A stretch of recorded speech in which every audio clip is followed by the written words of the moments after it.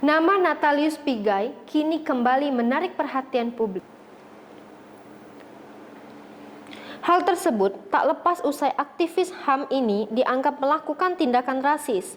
Hal itu dilakukan oleh Natalius Pigai melalui cuitan bernada rasialis, "Jangan percaya orang Jawa Tengah." Kini, ia pun tampaknya harus terkena masalah. Barisan Relawan Nusantara memerkarakan aktivis HAM, Natalius Pigai, yang mengeluarkan cuitan bernada rasialis, "Jangan percaya orang Jawa Tengah." Sayangnya, usaha Barisan Relawan Nusantara gagal.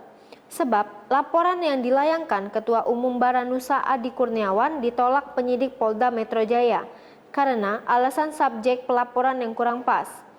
Menurut Adi, pihak Polda Metro menolak laporan dan mengarahkan agar dilayangkan ke Mabes Polri.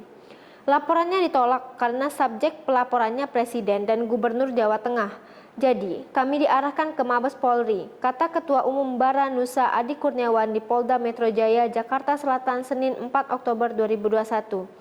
Kuasa hukum Baranusa, Zainal Arifin, mengatakan bahwa penolakan laporannya di Polda Metro Jaya juga terkait kewenangan pihak kepolisian yang menganggap kasus ini agar dikonsultasikan ke Mabes Polri.